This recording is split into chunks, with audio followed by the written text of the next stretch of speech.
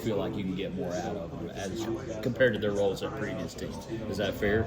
Yeah, obviously Trey Holloman, he's a kid that can come in and be an impact starting point guard in the ACC. You look at Chucky Hepburn from Wisconsin last year. He had similar numbers to Trey. Came here and averaged, 16 per game for Louisville, was Defensive Player of the Year, 5-6 assists. Him and Trey, if you look back at their numbers, they're identical, from Chucky's year at Wisconsin then to Trey's at Michigan State. So just the ability to translate from the Big Ten to the ACC, that's another thing. We've identified that as a conference to kind of target. The play style kind of leads in the Big Ten, leads way to having more success here in the ACC. It's a little less physical, and we feel really good about the ability to get our guys better and have our guys that have proven it, like Van Allen Lubin and Darian Williams, still come in here and produce. Okay. I'm trying to make sure I'm not asking the same questions as what they were asking earlier, but I know you can't dive into it too much. The analytical process, what does that look like from your end, and how much influence do people like Coach Wade and obviously the rest of the assistants have on that too? Yeah, Coach Wade and the assistants are going to have a huge kind of impact on that, just because at the end of the day you need to bring in good players, but you need to bring in players that fit within their system. So Coach Wade obviously really values certain positions, point guard, two guard, four. But knowing what guys and skill sets, and obviously working with him as a client of my company, I kind of understand at a pretty deep level of what he's been successful with from a player standpoint over the years. And the roster's built and tailored to what he's most comfortable with working with. And then obviously Adam Howard plays a very efficient style of basketball, coming from Nebraska. Fred Hoiberg was coach of the Bulls for a long time. So, and that meshes well with Coach, because their transition attack at Nebraska at the Bulls was always, very high efficiency. And Coach's defenses are very disruptive, switching everything, always high in steal rate. So it's a really good natural blend, but just identifying what we really are trying to get in each player and finding the most efficient guys within that archetype. So we got a model that spits out every player in the country, and it kind of gives them a role, and we know the roles specifically that Coach has had success with and how they fit within what we're trying to do at all times. And I know from talking to Wade, one of the players that he said stood out to him was Paul McNeil. The reason why you guys wanted to have him back was from last year's roster, he was the only player that was above a 4 for you guys. How important was it to get him back, not only for the way he plays, but also just a little bit of continuity when it comes to the program itself? 100%, and he's a local kid.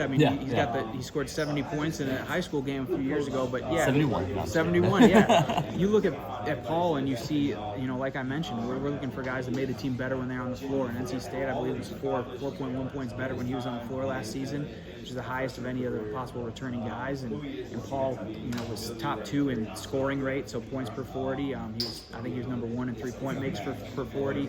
He was top 2 in steals, offensive rebounds. He was top 2 in I think he was lowest in turnover rate per 40. So all his numbers, like when he was on the floor, he was literally NC State's best player from a rate standpoint. So being able to, to retain a player like him that has a lot of years left and really high upside to be a potential NBA player one day was huge for us. And it was a no-doubter. As soon as we got here, we knew Paul McNeil was a player we wanted to keep around. All right, so one of the final pieces that you added, and I will talk about Van Allen Lubin in just a second, but I wanted to ask you about Darian Williams too, and the potential impact for him. Obviously, you look at what he's done at Texas Tech, and everybody's going to dive into the numbers, just the overhead stats, but what was it about him that made him so attractive to the system too? Well, the way he plays, he integrates everybody else on the floor so well, which kind of shines through his on-off numbers, but his ability to get into dribble downs and create mismatches and see across the floor and highlight so many different guys. He accentuates everyone else on the floor. So it's not just that he averaged 15, 5, and 4 playing for Texas Tech and played a huge role in getting to the Elite Eight. It's also that he made every single player on that floor better. They ran pretty much their entire offense through him, especially down the stretch. He has the ability to, despite his size, back anybody down, see across the floor, and either choose to attack and score or kick it to a shooter. He attracts a lot of attention. So it's really about what he does to make everyone else better, on top of the fact that we think we can kind of extract a little bit more out of him from a scoring standpoint too. Like, he's got a lot of upside from that standpoint as well. So there was a lot of avenues that we thought we could kind of go down with him to make us and himself kind of get to the next level. I think a lot of people, when they were looking at this roster, they were going, okay, well, Trey Holloman is the only point guard for this team. How important is it to have a Trey Holloman that has that toughness, can be that type of guy, but also have a Peter Copeland that's able to run the point and have the kind of point forward, I guess, now at this point with Jarian Williams too. 100%. Q offers a ton of versatility for us, and if we want to get Trey to play off the ball a little bit sometimes, because like I said, when his usage rate is slightly lower, he shoots the three a bit more, so if we could get him some more spot up chances and boost his 3-point percentage, it's huge to have someone like Q that can handle the ball. And quite frankly, Q has a little bit of an outlier skill set himself. I think there's been 9 players his height to score, rebound, and assist at the rate he does in the last 15 years. The only thing he's missing, he's got to shoot the three above 30. He needs to get better at shooting, but if he does that, he's in an echelon of 9 guys in the last 15 years that have done that, and all those guys are in the NBA. So Q's got a really